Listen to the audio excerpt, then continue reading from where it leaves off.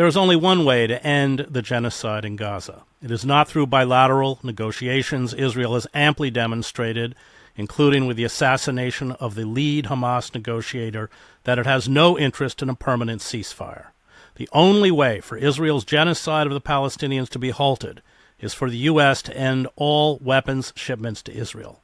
And the only way this will take place is if enough Americans make clear they have no intention of supporting any presidential ticket or any political party that supports genocide. This does not mean that we do not have a choice in this presidential race. We do.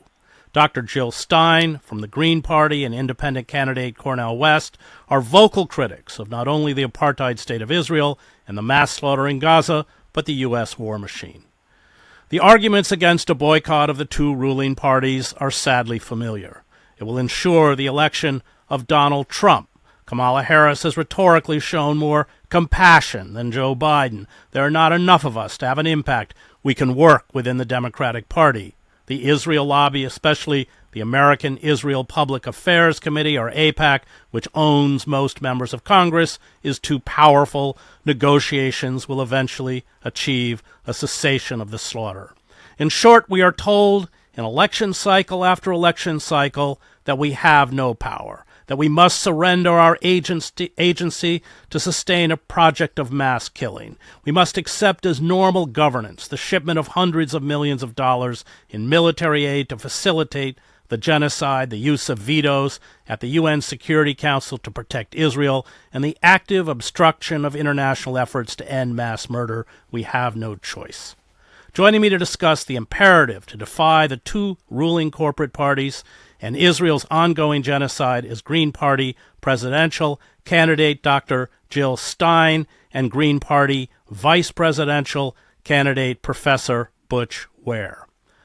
Jill, let's begin with you. The Green Party, I think, has been very successful in this election cycle on getting on ballots, and that's no small feat. I worked, as you know, with Ralph Nader and watched how, in particular, the Democratic Party threw hurdle after hurdle in front of his own ballot access. So lay out where we are.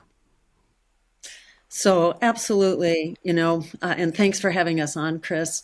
It is, genocide is the moral imperative of our era.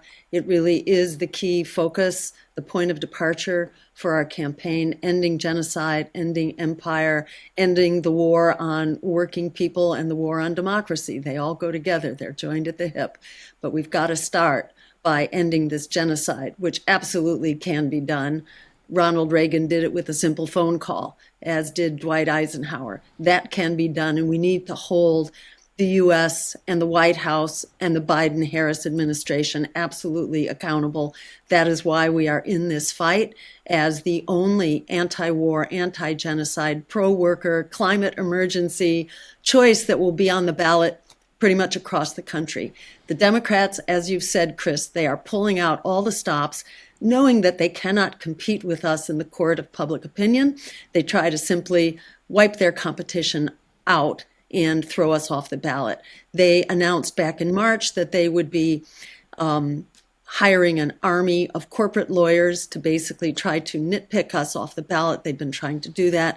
They also have been advertising publicly for paid positions to manage infiltrators and spies in order to mess up our campaign. And they have also hijacked our public matching funds. We've earned, at this point, well over $300,000 worth of matching funds, which were granted and which were appropriated. And then the Treasury Department, the Democratic Treasury Department, basically took those funds and said they're not giving them to us until after the Democratic and Republican conventions, and those candidates had specifically declined the funding. The thought that Democrats and Republican candidates, that Trump and Harris would be using public funds is preposterous, because then you can't use private funds. So they would have to give up, their billion-dollar campaigns and run on basically 17 million, which is all that's in the fund right now, because they raided the fund. At any rate, they've been pulling out all the stops to keep us off the ballot. We are now on track for at least 40 states where we will be on the ballot, and then we'll be write-ins in at least another 8 states. So just about across the entire country, for almost every voter, you will have an anti-genocide choice. And we can't stress enough, don't let them talk you into genocide. Don't let them talk you out of your humanity. This is not a done deal. We can stand up and force this issue. As you've said, Chris, this is the only way that we are going to stop this genocide, is by forcing the hand of the, of the White House. They can do this in the blink of an eye. Let's also make clear that it isn't just obstruction tactics in terms of ballot access, but they keep you off the presidential debates because it's so expensive to get airtime. The national media essentially erases your exposure. Speak a little bit about how they conspire to block your presence on the political landscape. In every way imaginable. We've had one interview on mainstream media that was after I was assaulted by the police at the Washington University in St. Louis as part of the Gaza encampment. They came at me. The videos are all over social media. They came at me with using a bicycle as a battering ram. After that, that bought me one interview on CNN, which focused on Zionism and on why Zionism is not Judaism. It is not anti-Semitic to oppose Zionism and to oppose the ethnic cleansing that has been really part of the program since the beginning of the Zionist state. That was the only coverage I've had on mainstream media. Even Democracy Now! Has refused to cover our campaign. We've had one, maybe 2 mentions in headline news, but no interview whatsoever. It's just outrageous, the kind of Trump fear that has been whipped up to try to silence political opposition. And if I could just speak to that briefly, where did Trumpism come from? The big surge from the Democratic Party into Republicans happened in 2010 after the Wall Street bailouts, after 8 million homeowners were thrown out while Wall Street banks were bailed out to the tune of trillions of dollars, after the Wall Street crash, the housing crash in 2008. So that's where the beginning of the shift happened. Democrats lost 1,000 seats in state legislatures. They lost 64 seats in Congress. They lost 12 seats in the Senate and 12 governorships. So that's where people began to shift. And remember, it was the Democrats' policy of this so-called Pied Piper strategy that lifted up Donald Trump during the 2016 campaign, that made him viable, that gave him a lot of press attention. And, that policy worked so well, this so-called Pied Piper strategy, that the Democrats continued to use that. They spent $50 million in 2020, basically supporting, that was 2022, supporting extremist Republicans because Democrats wanted an easier candidate to beat in the general. But in the meantime, they changed the culture of the Republican Party, and they launched the careers of these nutcake extremists. So, that's where extremism comes from. That plus the neoliberal agenda of Democrats, which is, has been privatization, austerity, big tax giveaways to the wealthy, and endless war.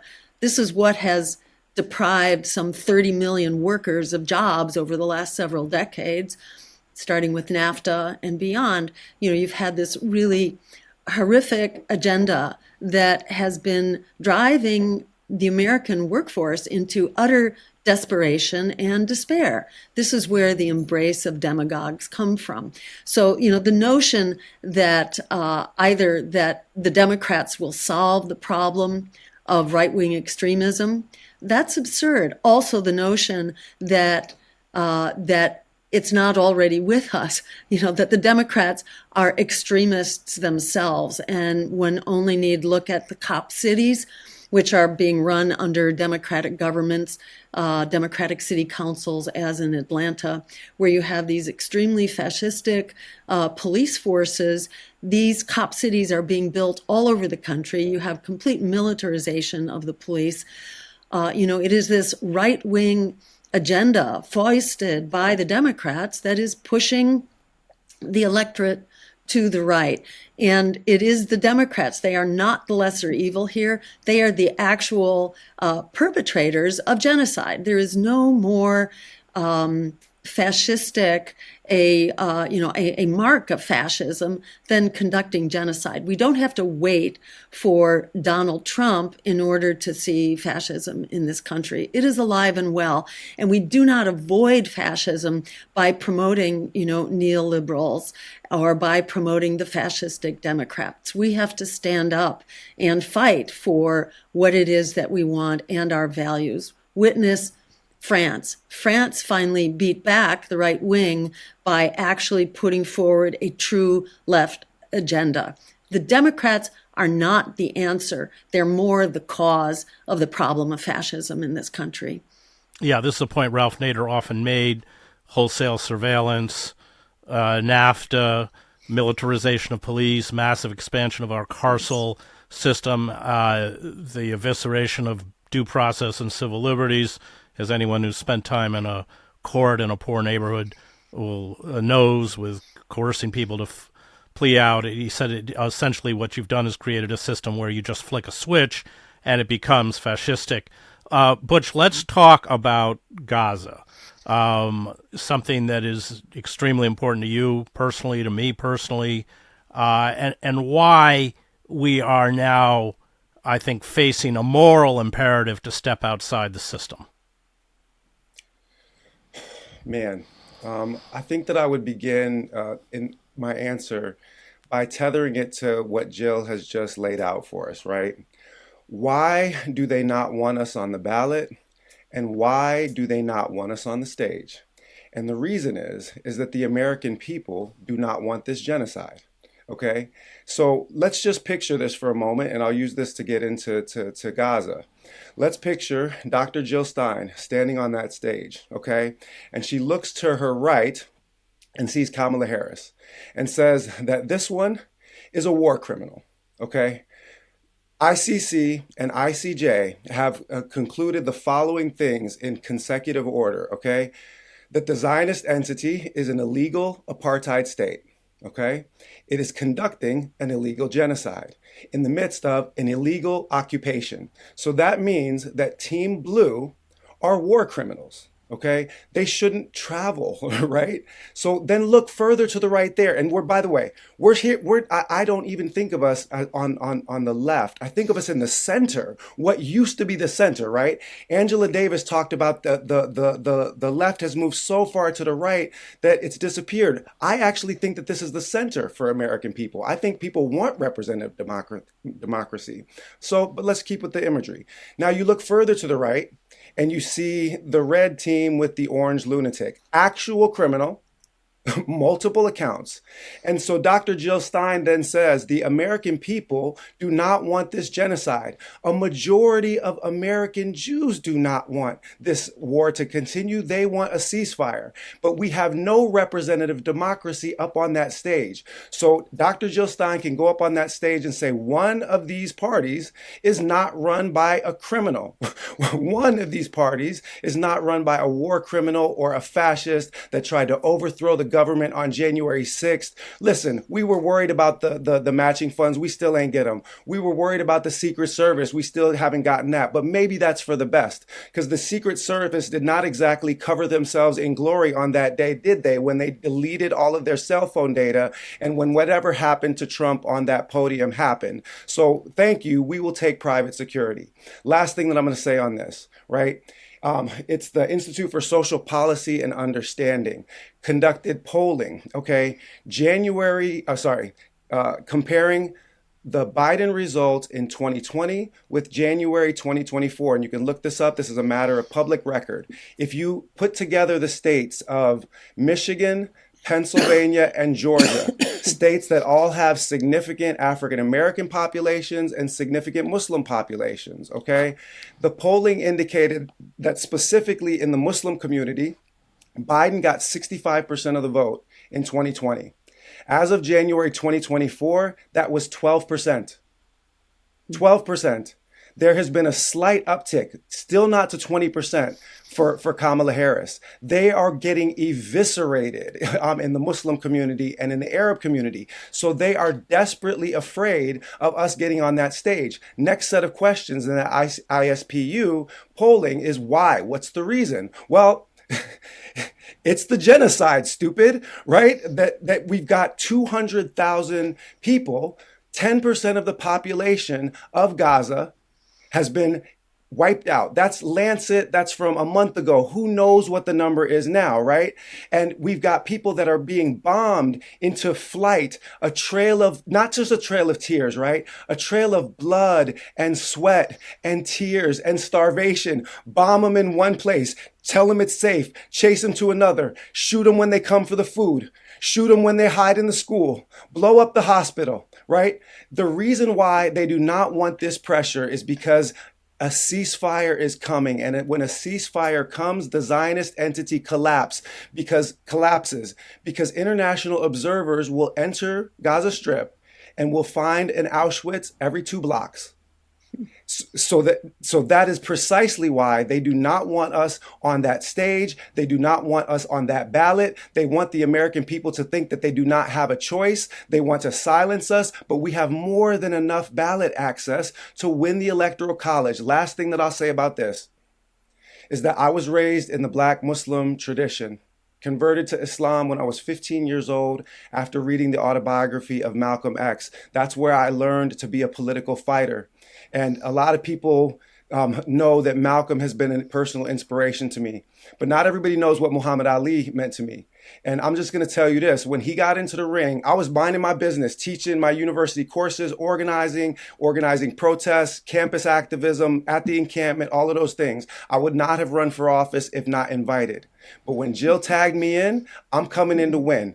Okay, so Muhammad Ali did not get in the ring with Sonny Liston talking about a protest vote or being a spoiler. He came in to knock that sucker out. And that's what they're afraid of. Last thing, I just talked about Dr. Jill on that stage.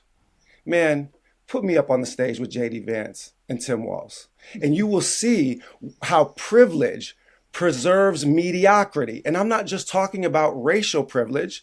I'm not just talking about class privilege. I'm talking about political privilege. These two parties have dominated the terrain with their duopoly for so long that they have become soft and pathetic, weak, pitiful political characters, right? I've heard the term as a historian, what kind of political athlete is he? What kind of political athlete is she? These are subpar athletes. Kamala didn't really win anything. She was coronated. She didn't win. These are mediocre candidates. And if we ever get the chance to make our case on stage in front of the American people, we will show that to the world. Let's talk about the DNC. We'll start with you, Jill. You were there. I don't regularly read Christoph, but I did read one of his columns, and he had a throwaway line that I would have preferred that the voters choose, as if that was just an aside. I almost fell out of my chair. But let's talk about the farce that took place, completely choreographed. They didn't allow anyone. Let's go back to the primaries. I mean, they wouldn't allow anyone to run against Biden. And then when Biden was faltering, every Democratic politician who ended up, of course, carrying out a kind of party coup ensured us that he was sharp and his mental acuity was, preserved, et cetera, et cetera. But let's just talk about the whole process because it's vaudeville, it's burlesque. Totally. It was a theater of the absurd. It was a display of decadence. It was joy before genocide, or joy, in the face of genocide. To my mind, it was just It was just shameful, an abomination, really hard to stomach.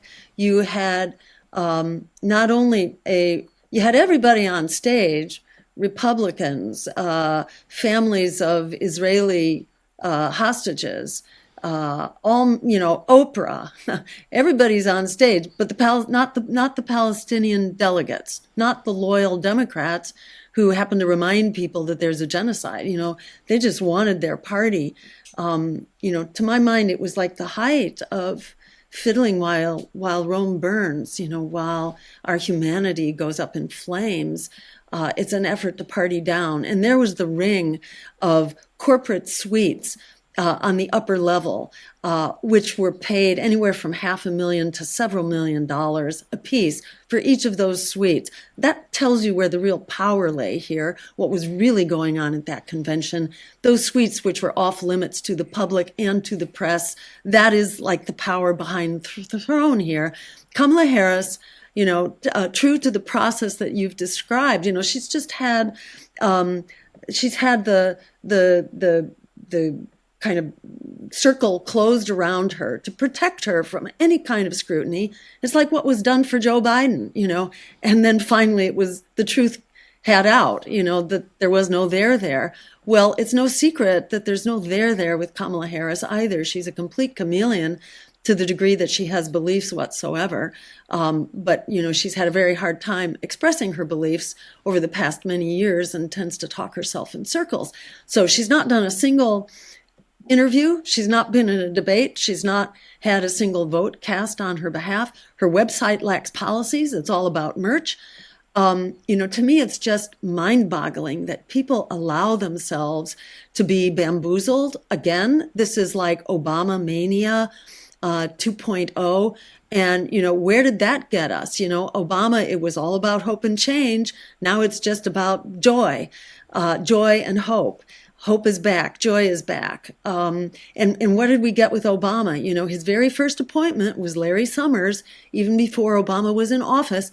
The truth was out that this was not about hope and change. This was about serving Wall Street more than ever, doubling down for Wall Street. And that's what went on to happen. And Obama took us from 2 wars to 7, massively accelerated the production of fossil fuels, all the while saying, all of the above, it's all of the above. We're doing great things for renewable energy, which nature doesn't care about. Nature cares about fossil fuels. People care about renewables, but the climate could care less.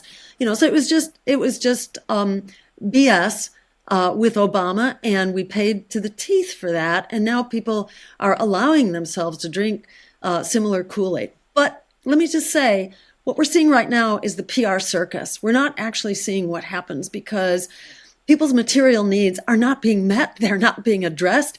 I was outside with the Poor People's Army, which had marched 100 miles from Milwaukee, which was homeless people screaming about their dire healthcare needs, about the needs for schools and education and to get out of debt. That just had no presence whatsoever in the Kamala Harris agenda and not at the DNC. So, it remains to be seen what happens. And I think it's really important for people not to drink the Kool-Aid, to not allow ourselves to normalize the torture and murder of children on an industrial scale. What goes down in Gaza is not going to stay in Gaza. This is basically, setting the agenda from here forward. It's very important that we stand up and to recognize that the endless war machine, of which genocide is a symbol, is robbing us blind, is consuming half of our congressional budget. This is why, over $1 trillion a year, if you add the associated costs, the VA, the security agencies and so on. If you add up all the costs here, this is why it's over $1 trillion. And this is why we are not providing for the healthcare, the housing, the education, getting people out of debt, dealing with the climate emergency, ending the carceral state and having a restorative system of justice and addressing the issues of poverty and hopelessness which drive crime in the first place. the migration crisis, which itself is a product of U.S. policies. The most critical thing we can do to address the migration crisis is to stop causing it in the first place. And then we can provide the infrastructure. Instead of spending billions on a wall that doesn't work, we can instead spend that money on the migration attorneys, on the civil servants, and so on, so that people can be quickly processed, background checked, and provided papers so that they can work. And in that case, migrants are not a burden to their communities in the least. They are an incredible resource, which actually makes the country safer and more prosperous. So we can solve these problems, but having this unbelievably overblown, toxic, dangerous military, which goes hand in hand with a war on working people and a war on our democracy here at home, we don't solve any of it. It doesn't serve any of us. This is why, as Butch was saying, this is why they don't want us in the mix, because we can remind people of the actual realities here and, do a reality check on the nonsense, on the absolute spin and propaganda that's being forced down our throats. We need to stand up. Forget the lesser evil. There is no lesser evil. You have two genocidal candidates, one conducting genocide right now and the other promising to finish the job. We need to stand up, forget the lesser evil, fight for the greater good like our lives depend on it, because in fact they do, right here and right now. I covered the civil wars in Central America for 5 years, and of course it was our military assistance that created these despotic failed states, Honduras, El Salvador, Guatemala. I was there. I covered it. That's why Karl Liebknecht, the great German socialist on the eve of World War I, called the German military the enemy from within. And Arnold Toynbee, the great historian, said empires die when they finally cannot control their military machines. Butch, during the DNC, which I admit I didn't watch, I only read about it and saw whatever clips somebody sent to me. But they played the race card and they played the class card. You had black billionaires. It was and as Jill said, of course, all the corporate sponsors were up there. I'm sure giving standing ovations. But let's talk about the rhetoric that was used by these figures who spoke, including with Pritzker, who proudly bragged that he was a real billionaire as opposed to Trump. Man, how much time do we have? So let me just say this. So as a professor that teaches, I literally have a class at UCSB called Black Revolutionaries, and it's about resistance to white supremacy and anti-slavery movements in West Africa and through imperialism and so forth. I'm a lifelong student and teacher of the Black radical tradition. So let's just go with Frantz Fanon, right? One of his most famous books, Black Skins, White Masks, okay? And this is what we are looking at with the weaponization of blackness in order to justify genocide. This is black skin, white mask, blackface minstrelsy. I'm not going to pull any punches. And I just want to say this. I said this before on an Instagram live, Kamala is to politics what Drake is to hip hop. It's cosplay blackness that is designed to disempower our communities and is a fundamental betrayal of the Black radical tradition that was hip hop music. And that now, again, this has become toxins. So I'm just going to give, I said that Muhammad Ali was one. We heard float like a butterfly, sting like a bee. I wrote a little bit of a rhyme, okay? Because I saw Kamala's coconut memes, right? And everybody's, coconut memes. So here we go. I seen them coconut memes. You got the wrong imagery. It ain't about falling out the tree. It's about mentality. Brown on the outside, yeah, that's a coconut to me. But when you open it, you find a colonizer in the mind. This is the people's revolution and the people know the time. Ask Cam about reparations, hem and haw and shuck and jive. About 10 days ago was teaching, got a call from Jill Stein. Asked what she bringing to the nation, laying back in reparations, promising cash payments and freeing Palestine, liberation of the Congo, Sudan and Rikers Isle. No more locking brothers up on the pettiest of crimes. No more Latinos up in cages, no dividing of the races. Drug epidemic drug epidemic, treat with rehabilitation instead of time in jail, disempower the cartels. Now, what do I mean by this? We have people that are just black imperialists and are overlooking an actual emancipatory agenda. In Britain, the term coconut is the equivalent of the American term Oreo. It's something, Oreo is black on the outside, white on the inside. The similar term for our indigenous brothers and sisters, derogatory term was apple, red on the outside, white on the inside. They got the coconut memes all wrong. That is a black imperialist, and they are weaponizing this sacred tradition of resistance to white supremacy in order to justify genocide. And not on my watch. I'm sorry. This means too much to many of us. And it doesn't just have to be black radicals. It's also anti-Zionist Jews like my running mate, Dr. Jill Stein. Like, Jill, I've heard you say, not in my name, right? Well, not in my name either. And that's why I think that this is such a powerful, powerful duo, right? Is that we can stand as a white Jewish medical doctor, okay, and as a black Muslim history professor, not politicians, public servants. And we can say that you guys are spellbound by this duopoly, right? And we are going to, as a medical doctor and a professor, we are going to heal and educate this nation to get them out from under this fascist spell. Last point, Chris. I saw your piece where you talked about Nero's guests, right? And this is the thing. Dr. Jill set it up, so I'm going to knock it down, right? Yes, fiddling while Rome burned. But as you pointed out, Nero was conducting live crucifixions, burning people alive, and people are attending dinner parties. So the question isn't about Nero. We understand Nero's motivation. Nero's motivation is that he is a deranged, power-drunk lunatic. And certainly both of these parties have reached that station. The question ultimately becomes, what is wrong with us? Why are our hearts so dead that we can walk through this spectacle of charred corpses and throw parties in Chicago? That's it. Let's talk about class. They played that class rhetoric, and the utter mendacity of it was, I mean, how many mansions does Barack Obama and Michelle Obama, let's be clear, Michelle Obama was a corporate lawyer before she went to the White House, pulling down $250,000 a year. But they played that class rhetoric too. So talk about that, Butch.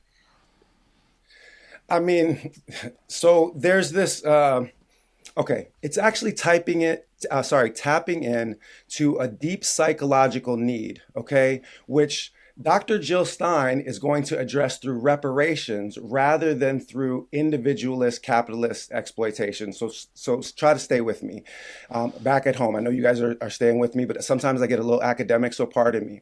So W.E.B. Du Bois said of capitalism, a system of universal selfishness cannot bring social good to all. But what has recently substituted for an actual liberatory agenda in the Black community is individual excellence. Right? That is Black excellence. And what that masks is that it is usually acquired through complicity with oppressive systems. And this goes to the corrupt bargain that the American empire has always offered to Black America, right? Is that if you hold the bag, we'll do the stealing and you can have your share. Right? And that's what we see. We see those Black criminals who are happy to hold the bag, right? And they get their share, okay? And because of that, they are bought and paid for. We know what Malcolm called them. Malcolm called them house Negroes. And he said that they can afford to do these things because they live relatively good, but they are actually selling out their people. And what did he say about this? He said, what happened with Joe Biden? Joe Biden is faltering. Malcolm said, when the master gets sick, the house Negroes say, what's wrong, boss? We sick? So Kamala comes in, boss, we sick? How can we weaponize our blackness to help this party get back on its feet? And it is built on a class divide. So this is an absolutely criminal weaponization of class difference and racial difference that is designed to silence what has been the overwhelming majority, right, of the Black response to this genocide, which is that the Black community has been at the forefront of the resistance to this genocide, alongside Palestinian Americans, anti-Zionist Jews, anybody with a functioning heart. And it, for me, is deeply disappointing as someone who, look, I'm the son of a locksmith with a 6th grade education. My father earned his living with his hands. My grandfather earned his living with his hands. To see the class and racial dimensions weaponized in this way, to me, is an affront to everything that I've learned about liberation. Great. Let's talk, Jill, about where you're headed, what you're doing. What do we, have just a few weeks left? What are you and Butch going to be focusing on? Where are you going to be? So first, we're completing our ballot drives, and that'll go on for about another 2 weeks or so. And then we'll basically be back out on the trail. And we have been very involved in connecting with the abandoned Biden community. Now it's abandoned Harris. And they have not been talked into drinking the Kool-Aid. To their credit, they are continuing the fight, and they are mobilizing their community.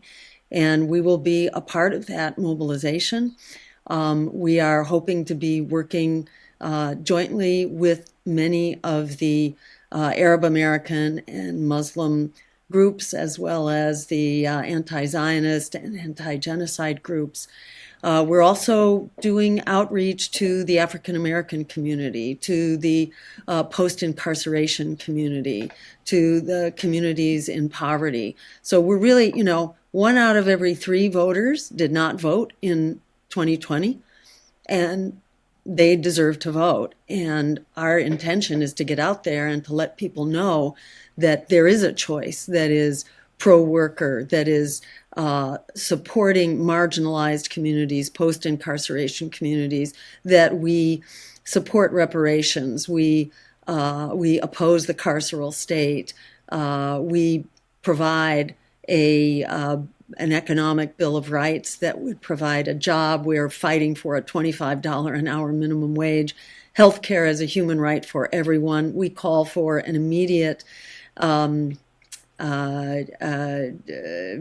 control across the country, a federal program of rent control, because half of Americans right now are just barely hanging on to their housing, are extremely stressed, paying 30 to 50% of their income to keep a roof over their heads.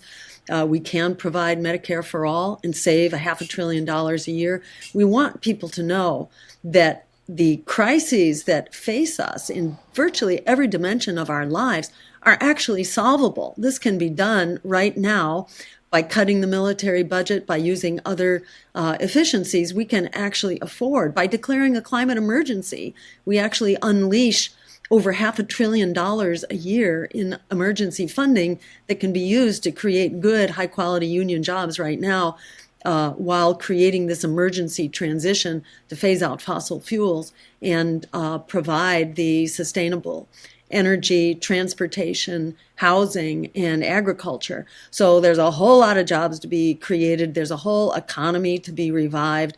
We can do this. And in fact, starting on day 1, even without congressional action, the president alone can declare the climate emergency and unleash well over $500 billion to start dealing with this. Medicare for all actually saves us money. It doesn't cost us money. Our job now, once the ballot access is behind us, is to get the word out. And I want to encourage people to go to jillstein2024.com and join the team. Make a contribution if you can, or just sign up and volunteer. Because at the end of the day, this is about us, especially on social media, getting the word out. It's about, Politics 101 is all door knocking. It is phone banking, and it is tabling. Because a lot of Americans are not going to vote. They are not going to drink the Kamala Kool-Aid, and they're certainly not voting for Donald Trump. And they're left they're basically left holding the bag. So we want to get out, especially to disenfranchised voters, and let people know, to the students, to all the opponents of genocide who are basically boycotting this election. There are so many people who are boycotting because neither party is meeting our needs in the least. So just by getting the word out, we want to show that we are strong, we are here. Every vote cast for our campaign is a vote against genocide. It is a vote to dismantle the empire and to use those resources here at home for what is absolutely critical in our lives. Every vote is a shot across the bow that we're here, we're getting organized, we're not going to be intimidated, we are not going away. When we see a genocide rolling out with the incredible ferocity, the blood and the gore of the daily massacres, this is what the future looks like. The U.S. is no longer the dominant power in the world, but it thinks that it is. It is still behaving like it is a monopolar world ruled by the U.S. We are brewing nuclear conflict in at least 3 areas around the world right now. This militarism is impoverishing us, and it is endangering all of us. You do not have a nuclear conflict anywhere that doesn't go into the upper atmosphere and create nuclear winter, which can end civilization with the exchange of a modest number of moderate-sized, so-called tactical nuclear weapons. Our leaders are absolutely criminal in this regard as well. So our job is to get the word out and to assure people that these crises are absolutely solvable. Right now, it's all about us standing up. As Alice Walker said, the biggest way people give up power is by not knowing we have it to start with. We have the numbers, we have the values of the American people, we have their needs at heart, and we actually have the game plan and the strategy to solve these crises. So, however far we get, it's just really important that we stand up and we fight back. We fight like our lives depend on it, because in fact they do. So, we have a world to save right now. We have nothing to lose and we have everything to gain. That's what we'll be very busy doing over the next, whatever it is now, 70 some days. And we should look at the UK elections. I was in Blackburn campaigning for Craig Murray on an anti-genocide ticket. When you actually look at the numbers of people who did not support Labour, the Labour got less in terms numerically votes than Jeremy Corbyn did. And they lost several safe seats, including, although Craig didn't win, including in Blackburn. And what happened immediately after the election? The UK government resumed funding for UNRWA, and there are talks of at least beginning to limit some of the weapons. That's the pressure we have. Having worked for Ralph, I was aware that his polling was often 3-4%, sometimes higher. But then when people went into the booth to vote, that polling was diminished, and Ralph always said it's fear. They made them afraid. And this moment in our political moment means that we can't be afraid. We can't. Genocide alone means that we have to stand up. Thanks. Please, Butch, go ahead. Oh. Yeah, so I just, Jill said so many things, and I just wanted to add just a very small piece to this. So we have this incredible opportunity. They say that we are throwing our vote away, but here in the Green Party, we want to abolish the Electoral College, but for now we have it. The reality is that in all but about 4 or 5 states, Americans are throwing their vote away no matter what they do. Because of the Electoral College, it's already decided which one's going to be blue, which one's going to be red. So make your vote count. You have the equation backwards. You can register your dissent from genocide by voting green. If you are a Muslim, like I'm a Muslim, write it on the holy tablets in the heavens that you said no. If you are an atheist, then write it in history that you said no. That ballot echoes down through the ages, and it can allow us to consolidate the kind of power that will allow us to resist this duopoly in future election cycles. I said that I'm not in it to play a spoiler. We are in it to build power. And the last thing I'll say is, you asked about what Dr. Jill is doing. Dr. Jill, I told you about this yesterday, is that we got news just yesterday that we have a verbal confirmation to do the Breakfast Club with Charlemagne the God. Okay. And that is an opportunity to really get in front of a lot of people. Here tonight, we are in Washington, D.C. at the Marriott Courtyard, New Carrollton. Jill is going to be Zooming in to talk. And what I decided in trying to help pull this together, and I hope you like this idea, Jill, is that we can talk about the reparations platform, because that's what sold me. You said two things that made me jump on this ticket. Okay. And I'll try to be brief. You said about reparations, you said they act as though it is incalculable, but it has been calculated many times by specialists. It is between 10 and $13 trillion US, and I am in favor of cash payments to the descendants of the enslaved. And I was like, whoa. And you know what? On Breakfast Club, they're going to be like, whoa. Right? Tonight in DC, that's going to catch people's attention, right? Okay. And then the last thing is that you said, you said that the goal of the Greens was to dismantle the American empire. We know that you've been on the front lines for Palestine. We saw you get arrested, but this is a foreign policy that is actually about pulling those bases back to keep Americans safe and to keep the rest of the world safe from American empire. Last piece is this. We are in, those of us that are on the kind of left political spectrum, many of these liberals, and I'm not a liberal, never been a liberal, progressive, radical, revolutionary, somewhere in there. But many of these liberals are in this toxic relationship. They're being gaslit by narcissists, okay? Because what happens is that they say, I'm sorry, baby. I know I promised you health care. I know I promised you housing. And I know that I spent all our money on guns and ammo shooting up that other side of town. But I promise, baby, this time it's going to be different. This time I'm going to take care of you. And they lie with their social program and gaslighting. And as soon as you sign on the dotted line, they get right back to business, murdering people with your tax dollars, putting it in their pocket, letting your neighborhoods dissolve and break down. We have to end this toxic cycle of abuse, because they have people spellbound into thinking that there is no way to resist. But you absolutely can resist right now by voting Green. Great. That was Green presidential candidate Dr. Jill Stein and Green vice presidential candidate Professor Butch Ware. I want to thank Sophia, Thomas, Max, and Diego, who produced the show. You can find me at chrishedges.substack.com.